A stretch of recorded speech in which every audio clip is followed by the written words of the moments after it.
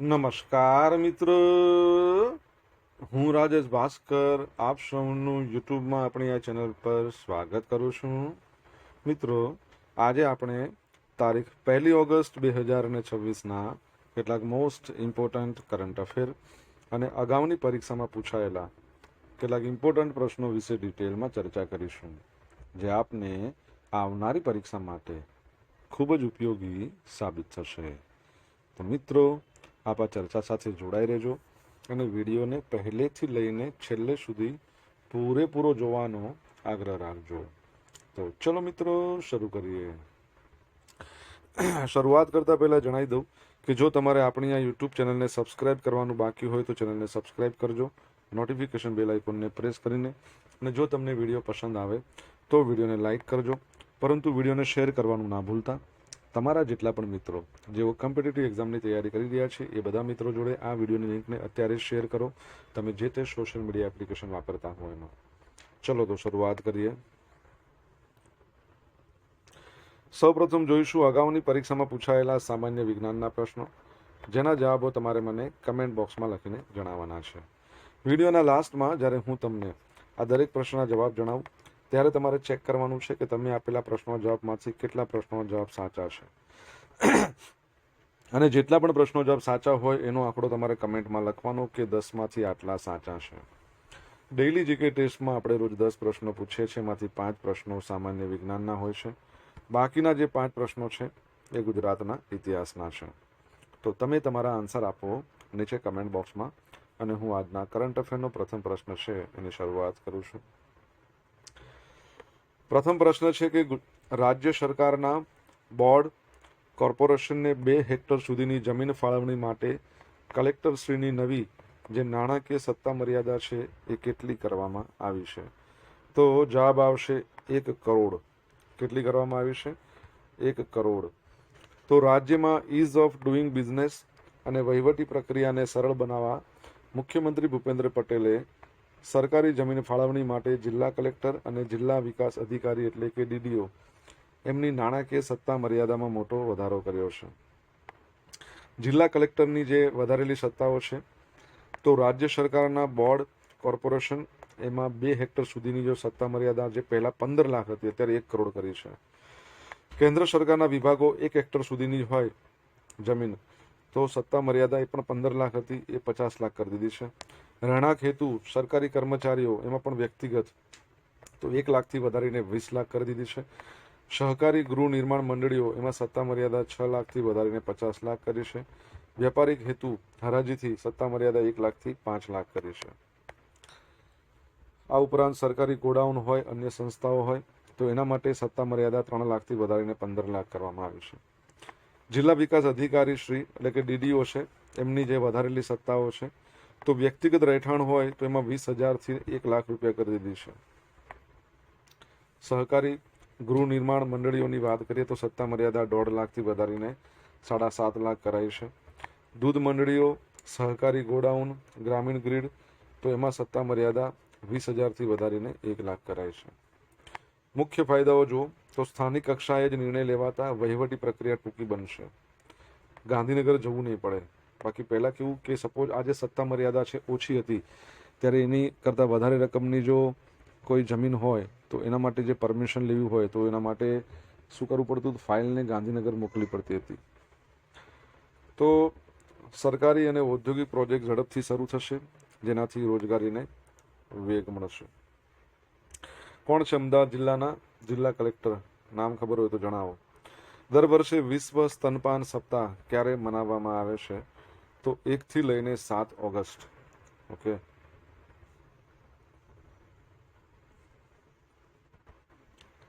આ વખતની એની થીમ છે કે breast feeding for a sustainable start in life, strengthen what works. તો મહિલા અને બાળ વિકાસ મંત્રાલય દ્વારા 1થી 7 ઓગસ્ટ દરમિયાન દેશભરમાં વિશ્વ સ્તનપાન સપ્તાહ 2026ની ઉજવણી કરવામાં આવશે. આ અભિયાનનો મુખ્ય ઉદ્દેશ નવજાત શિશુના સ્વાસ્થ્ય અને યોગ્ય પોષણ પ્રત્યે જાગૃતતા લાવવાનો છે. ગોલ્ડન અવર, જન્મના પ્રથમ 1 કલાકની અંદર શિશુને માતાનું પ્રથમ દૂધ કોલોસ્ટ્રમ જે એ આપવું અનિવાર્ય છે, જે બાળકની પ્રથમ કુદરતી રસી, ફર્સ્ટ નેચરલ વેક્સિન કહેવાય છે. એક્સક્લુઝિવ બ્રેસ્ટ ફીડિંગ, જન્મથી પ્રથમ 6 મહિના સુધી બાળકની તમામ પોષણ અને પાણીની જરૂરિયાતો માત્ર માતાના દૂધથી સંતોષાય છે. એટલે તમે અલગથી પાણી આપવાની જરૂર નથી, બીજું કોઈ પોષણ આપવાની જરૂર નથી. 6 મહિના સુધી ફક્ત માતાનું દૂધ જ. એટલે પાણી, મધ, અન્ય કોઈ ખોરાક આપવો જોઈએ નહીં. પૂરક આહાર, 6 મહિના પછી માતાના દૂધની સાથે યોગ્ય પૂરક આહાર શરૂ કરવો જોઈએ. 2 વર્ષ કે તેથી વધુ સમય સુધી સ્તનપાન ચાલુ રાખવું જોઈએ. માતા માટે ફાયદા, સ્તનપાનથી માતાઓમાં ડિલિવરી પછીની ઝડપી રિકવરી થાય છે. સ્તન કે ઓવરીનું cancer, type 2 diabetes, postmortem depression, તો આ બધું છે ને એનું જોખમ ઘટે છે. ઓકે મિત્રો, વર્લ્ડ લંગ કેન્સર ડે એટલે કે ફેફસાના કેન્સર માટેનો આજનો દિવસ છે. તો દર વર્ષે વિશ્વભરમાં 1 ઓગસ્ટને લંગ કેન્સર ડે તરીકે ઉજવાય છે. ખાસ કરીને ફેફસાના કેન્સર પ્રત્યે જાગૃતિ લાવવા માટે આ દિવસને લંગ કેન્સર દિવસ તરીકે મનાવાય છે.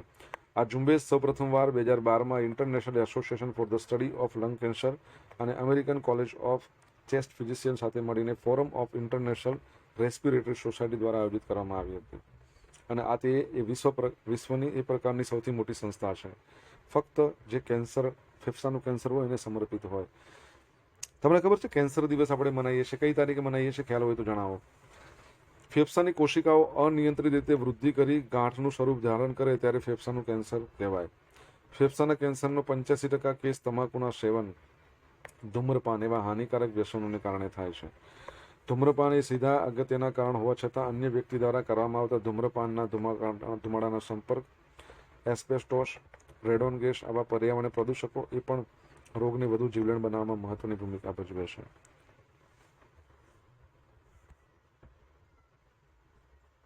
મુસ્લિમ મહિલા અધિકાર દિવસ પણ છે આજે. તો મુસ્લિમ મહિલા અધિકાર દિવસ 1 ઓગસ્ટના રોજ મનાવવામાં આવે છે. આ દિવસ મુસ્લિમ મહિલા એટલે લગ્ન પર અધિકારોનું રક્ષણ અધિનિયમ 2019ના અમલની ખુશીમાં મનાવાય છે, જે ભારતમાં ટ્રિપલ તલાકની પ્રથા પર પ્રતિબંધ મૂકે છે. ટ્રિપલ તલાક એવી પ્રથા જે અંતર્ગત મુસ્લિમ પુરુષ પોતાની પત્નીને 3 વખત તલાક બોલીને છૂટાછેડા આપી શકે છે. ટ્રિપલ તલાક છે એને ફોજદારી ગુના તરીકે વર્ગીકૃત કરતો કાયદો 1 ઓગસ્ટ 2019થી અમલમાં આવ્યો. મુસ્લિમ યુગલોને ભારતીય દંડ સંહિતા મુજબ છૂટાછેડા લેવા ફરજિયાત કરવામાં આવ્યા છે, સરિયા કાયદા મુજબ નહીં. 1 ઓગસ્ટ 2021ના રોજ દેશભરમાં સૌ પ્રથમ વખત મુસ્લિમ મહિલા અધિકાર દિવસ મનાવવામાં આવ્યો હતો. ઓકે, આંતરરાષ્ટ્રીય મહિલા દિવસ આપણે ક્યારે મનાવીએ છીએ એકવાર જણાવો. ભારતમાં રાષ્ટ્રીય મહિલા દિવસ 13મી ફેબ્રુઆરીએ મનાવવામાં આવે છે. મિત્રો, વિડીયો પસંદ આવ્યો હોય, ભણવાની મજા આવી હોય તો વિડીયોને લાઇક કરજો, તમારા મિત્રો જોડે વિડીયોની લિંકને શેર કરો. આપણી બંને યુટ્યુબ ચેનલ રાજેશ ભાસ્કર 2ને સબસ્ક્રાઇબ કરો, નોટિફિકેશન બેલ આઇકોનને પ્રેસ કરીને. જો તમારે ડેલી કરંટ અફેરની પીડીએફ જોઈતી હોય તો આપણી ટેલિગ્રામ ચેનલને જોઈન કરો. ડેલી કરંટ અફેરની પીડીએફ તમને અહીંયા મળશે, સાથે પોલ્સ પણ રમવા મળશે. નવા સુધારા બિલ મુજબ સામાન્ય પરીક્ષા ગેરરીતિ માટે ઓછામાં ઓછી કેટલા વર્ષની જેલની સજાની જોગવાઈ કરવામાં આવી છે? તો જવાબ આવશે 5 વર્ષ.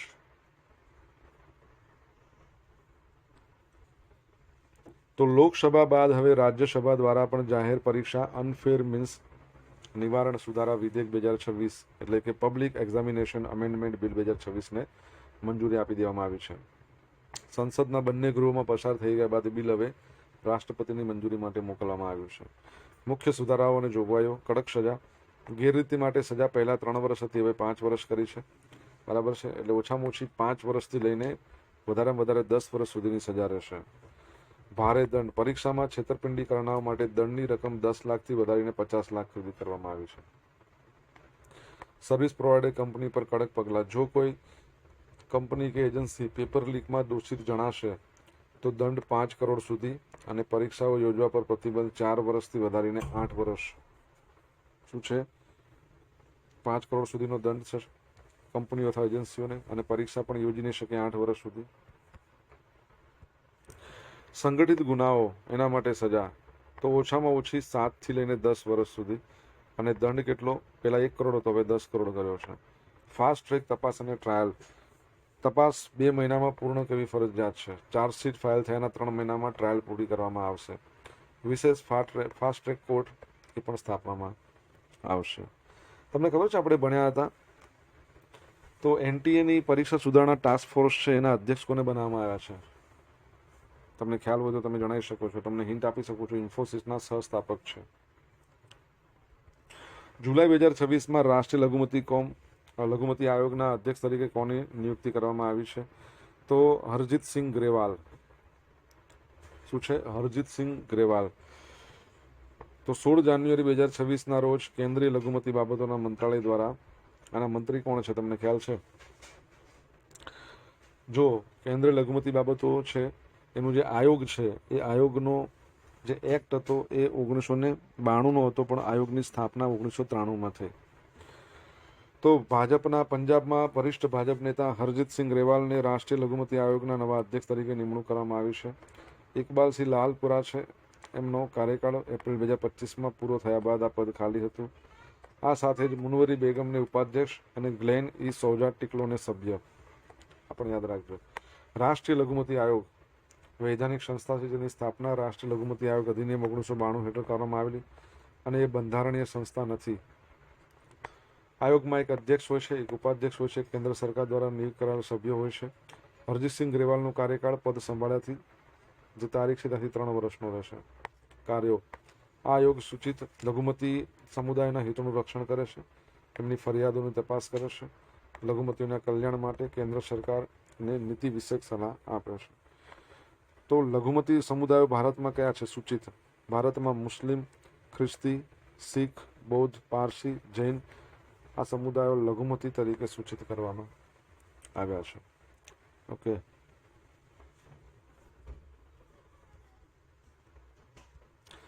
ફિલ્ડ્સ મેડલ 2026ના વિજેતા. ગણિત ક્ષેત્રનો સૌથી પ્રતિષ્ઠિત એવો ફિલ્ડ્સ મેડલ 2026 આંતરરાષ્ટ્રીય ગણિત શાસ્ત્રી કોંગ્રેસ 2026 ખાતે 4 વિજેતાઓને એનાયત કરવામાં આવ્યો. ચીનના હોંગવાંગ એમણે આ એવોર્ડ જીતીને પ્રથમ ચાઇનીઝ નાગરિક બનીને ઇતિહાસ રચ્યો છે. વિજેતાઓ જોઈ લઈએ, એમના ક્ષેત્રો જોઈ લઈએ તો હોંગવાંગ હાર્મોનિક એનાલિસિસ અને જીઓમેટ્રિક મેજર થિયરી એના માટે, Yu Deng partial differential equation, John પીડન આમ તો જોન પાર્ડન આપણે બોલીએ છીએ, તો symplectic geometry, topology, geometry analysis, Jacob Tsimerman, તો arithmetic geometry, complex algebraic geometry એના વિશે. હવે આ ફિલ્ડ્સ મેડલ વિશે આપણે જણાવીએ તો ગણિતનું નોબેલ પ્રાઇઝ કહેવાય છે.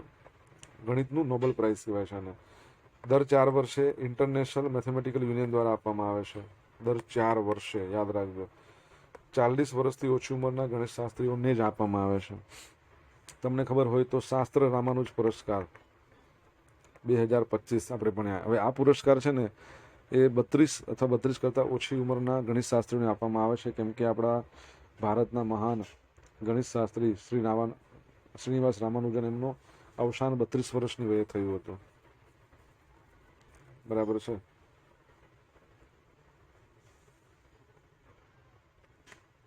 શાસ્ત્ર રામાનુજ પુરસ્કાર 2025નો કોને મળ્યો છે તમારે જણાવવાનું છે કમેન્ટ બોક્સમાં લખીને. સોશિયલ મીડિયાના માધ્યમથી મારી સાથે કનેક્ટ રહી શકો છો. ઇન્સ્ટા આઈડી આપણું rajesh.i.bhaskar છે, ફેસબુક આઈડી RI ભાસ્કર છે અને ટેલિગ્રામ ચેનલ આપણી રાજેશ ભાસ્કર છે, જ્યાં તમને ડેલી કરંટ અફેરની PDF મળશે અને પોલ્સ પણ રમવા મળશે. જો ભણવાની મજા આવી હોય તો વિડીયોને લાઇક કરો, તમારા મિત્રો જોડે વિડીયોની લિંકને શેર કરો, આપણી યુટ્યુબ ચેનલ સબસ્ક્રાઇબ કરવાની બાકી તો સબસ્ક્રાઇબ કરો, નોટિફિકેશન બેલ આઇકોનને પ્રેસ કરી દો. ભારત સરકારે કયા મૂલ્યની પોલિમર એટલે પ્લાસ્ટિક નોટોના ફિલ્ડ ટ્રાયલ માટે મંજૂરી આપી દીધી છે? તો જવાબ આવશે ₹10 અને 20ની. તો કેન્દ્ર સરકારે રિઝર્વ બેંક ઓફ ઇન્ડિયાના પ્રસ્તાવને મંજૂરી આપતા ₹10 અને 20ના મૂલ્યની 1 અબજ પોલિમર એટલે પ્લાસ્ટિક ચલણી નોટોના ફિલ્ડ ટ્રાયલની જાહેરાત કરી છે. આ પ્રસ્તાવ RBI એક્ટ 1934 એની કલમ 25 એના હેઠળ RBI સેન્ટ્રલ બોર્ડની ભલામણ બાદ મૂકવામાં આવ્યો હતો. પોલિમર નોટોની વાત કરીએ તો આ નોટો પરંપરાગત કાગળના પલ્પને બદલે ખાસ પ્લાસ્ટિક આધારિત સબસ્ટ્રેટ એના પર છાપવામાં આવે છે. આનાથી ફાયદા શું થાય? તો પોલિમર નોટો ભેજ, ધૂળ, માટી ફાટવા સામે ટકાઉ હોય છે અને સામાન્ય કાગળની નોટો કરતાં પણ વધુ લાંબો સમય ચાલે છે. અન્ય દેશો ઓસ્ટ્રેલિયા, કેનેડા, ન્યૂઝીલેન્ડ, UK આવા બધા દેશો પોલિમર નોટોનો ઉપયોગ કરે છે. ઉત્પાદન અને સરકારી નીતિ. આરબીઆઈની ચલણ પ્રિન્ટિંગ સબસિડિયરી છે જેનું નામ છે Bharatiya Reserve Bank Note Mudran Private Limited. તો એના દ્વારા પોલિમર શાઇની શીટની સપ્લાય એના માટે ટેન્ડર બહાર પાડવામાં આવ્યું છે. આ પોલિમર નોટો હાલની કાગળની નોટોની સાથે ચલણમાં રહેશે. કાગળની નોટો સંપૂર્ણપણે બંધ કરવાની કોઈ યોજના નથી. ઓકે. આરબીઆઈની સ્થાપના. આરબીઆઈ એક્ટ 1934 અંતર્ગત 1 એપ્રિલ 1935માં હેડક્વાર્ટર એનું ત્યારે સ્થાપના થઈ ત્યારે હતું કોલકાતામાં. પછી 1937માં એનું હેડક્વાર્ટર લઈ ગયા મુંબઈ. હાલમાં પણ મુંબઈ છે. પ્રથમ એના ગવર્નર હતા એસબોર્ન સ્મિથ, જે બ્રિટિશ હતા, પ્રથમ ભારતીય ગવર્નર. એમનું નામ શું હતું? સીડી દેશમુખ. હાલમાં 26મા નંબરના છે. શું નામ છે એમનું? તમને ખબર હોય તો તમે જણાવી શકો છો કમેન્ટ બોક્સમાં લખીને. રોહિત શર્માનો લોર્ડ્સ ખાતે ઐતિહાસિક રેકોર્ડ.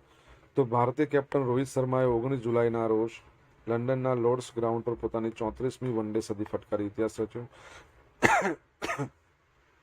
તેઓ લોર્ડ્સમાં વનડે સદી ફટકારનાર પ્રથમ ભારતીય પુરુષ ક્રિકેટર બન્યા છે. સૌથી મોટી ઉંમરે સદી 39 વર્ષ અને 80 દિવસની ઉંમરે સદી ફટકારી એમણે સચિન તેંડુલકરનો રેકોર્ડ તોડ્યો છે, જેમણે 38 વર્ષ 327 દિવસે રેકોર્ડ બનાવ્યો હતો. વિદેશમાં સૌથી વધુ સદી. ઇંગ્લેન્ડમાં પોતાની 8મી વનડે સદી સાથે તેમણે કોઈ એક વિદેશી દેશમાં સૌથી વધુ વનડે સદી ફટકારવાનો રેકોર્ડ કર્યો છે. ઓપનર તરીકે પણ નવો કીર્તિમાન. ઓપનિંગ બેટ્સમેન તરીકે એમની 46મી આંતરરાષ્ટ્રીય સદી હતી, જેની સાથે એમણે સચિનના 45 સદીના રેકોર્ડને પાછળ છોડ્યો. રોહિત કોહલી જોડી બંને પોતાની સાથે રમેલી 400મી આંતરરાષ્ટ્રીય મેચમાં 113 રનની ભાગીદારી નોંધાવી હતી. ઓકે. તમને ખબર છે રોહિત શર્માએ ઓડીઆઈમાં બેવડી સેન્ચુરી ઘણી બધી મારી છે? કેટલી છે કમેન્ટમાં લખો. હવે જોઈશું અગાઉની પરીક્ષામાં પૂછાયેલા સામાન્ય વિજ્ઞાનના પ્રશ્નો. પહેલો પ્રશ્ન, જીભ આવી હોય તો કયું વિટામિન લેવું પડે? તો વિટામિન બી કોમ્પ્લેક્સ. અનાજની જાળવણી માટે કઈ દવા વપરાય છે? તો ઝિંક ફોસ્ફાઇડ. ઓક્ટોપસને કેટલા હાડકાં હોય? ઓક્ટોપસને હાડકાં જ ના હોય, 0. ગ્લુકોમા માનવ શરીરના કયા અંગને લગતો રોગ છે? આંખને. હેલીનો ધૂમકેતુનો આવર્તકાળ કેટલો છે? 76 વર્ષ. અગાઉની પરીક્ષામાં પૂછાયેલા ગુજરાતના ઇતિહાસના પ્રશ્નો. કયા મુખ્યમંત્રીના શાસનકાળમાં ધુવારણ વીજ મથકની શરૂઆત થઈ હતી? તો બળવંતરાય મહેતા, સેકન્ડ નંબરના આપણા સીએમ. અવસાન થયું હતું કચ્છની નજીક સુથરી ગામે વિમાન અકસ્માતમાં. ગુજરાતના સૌપ્રથમ મહિલા રાજ્યપાલ શારદાબેન મુખર્જી. કુટુંબથી નવી પદ્ધતિ ગુજરાતના કુટુંબ પોથી એ કયા મુખ્યમંત્રીના શાસનકાળ દરમિયાન કરવામાં આવી હતી? તો માધવસિંહ સોલંકી. ગુજરાતમાં સૌપ્રથમ અનાથ આશ્રમની સ્થાપના કોણે કરી હતી? મહિપતરામ રૂપરામ નીલકંઠ. પંચમહાલ ભીલ સેવા મંડળની સ્થાપના કરનાર ઠક્કર બાપાનો જન્મ ક્યાં થયો હતો? ભાવનગરમાં. હવે ગઈકાલે પૂછેલા પ્રશ્નો જવાબ જોઈ લે. પહેલો પ્રશ્ન, સાયબર ફાઇનાન્શિયલ ફ્રોડના કિસ્સામાં ગુજરાત સરકારે કઈ નવી ડિજિટલ સિસ્ટમ શરૂ કરી? E0 FIR. કોમનવેલ્થ ગેમ્સમાં પેરા એથ્લેટિક્સમાં ગોલ્ડ મેડલ જીતનાર પ્રથમ ભારતીય એથ્લેટ્સ કોણ? શર્મિલા ધાંખડ. આજે પૂછેલા પ્રશ્નોના જવાબ જોઈ લઈએ. પહેલો પ્રશ્ન શું હતો? અમદાવાદના જિલ્લા કલેક્ટર કોણ છે? તો શ્રી ભવ્ય શર્મા, IAS અધિકારી. સેકન્ડ પ્રશ્ન, વિશ્વ કેન્સર દિવસ આપણે ક્યારે મનાવીએ? 4 ફેબ્રુઆરીએ. આંતરરાષ્ટ્રીય મહિલા દિવસ ક્યારે મનાવીએ છીએ? 8મી માર્ચ. NTA પરીક્ષા સુધારણા જે ટાસ્ક ફોર્સ બનાવી છે તો એના અધ્યક્ષ નંદન નીલેકણી. 5મા નંબરનો પ્રશ્ન, આપણા લઘુમતી બાબતોનો જે મંત્રાલય છે એના મંત્રી કોણ છે? તો કિરેન રિજિજુ. 6થા નંબરનો પ્રશ્ન, શાસ્ત્ર રામાનુજ પુરસ્કાર 2025નો કોને આપવામાં આવ્યો છે? તો એલેક્ઝાન્ડર સ્મિથ. 7મા નંબરનો પ્રશ્ન, આરબીઆઈના હાલના ગવર્નરનું નામ શું છે? સંજય મલ્હોત્રા. અને 7મા નંબરનો પ્રશ્ન, વિરાટ કોહલીએ 3 વખત બેવડી સેન્ચુરી મારી, એ પણ ODIમાં. બરાબર છે. 209 માર્યા હતા, એકવાર 264, એકવાર 208. બરાબર. ગઈકાલના કરંટ અફેરમાંથી પૂછેલા કેટલાક ઇમ્પોર્ટન્ટ પ્રશ્નો જેના જવાબો તમારે કમેન્ટમાં લખવાના. પહેલો પ્રશ્ન, ડિજિટલ સર્વગ્રાહી પ્રગતિપત્રક અમલમાં મૂકનાર દેશનું પ્રથમ રાજ્ય કયું છે? નશામુક્ત યુવા અભિયાન કેટલા સપ્તાહ માટે ચલાવવામાં આવશે? જવાબ આવડે તો કમેન્ટ બોક્સમાં લખજો. આ હતા આજના દિવસના કેટલાક મોસ્ટ ઇમ્પોર્ટન્ટ કરંટ અફેર અને અગાઉની પરીક્ષામાં પૂછાયેલા ઇમ્પોર્ટન્ટ પ્રશ્નોના જવાબોની સાથે. આશા રાખું બધાને ભણવાની મજા આવી. વિડીયોને લાઇક કરો, તમારા મિત્રો જોડે વિડીયોને શેર કરો. આપણી બંને યુટ્યુબ ચેનલ રાજેશ ભાસ્કર 2ને સબસ્ક્રાઇબ કરો, નોટિફિકેશન બેલ આઇકોનને પ્રેસ કરીને. તો મિત્રો, thank you so much for watching this video. Have a nice day. Jai Hind, જય ભારત, જય જય ગરવી ગુજરાત.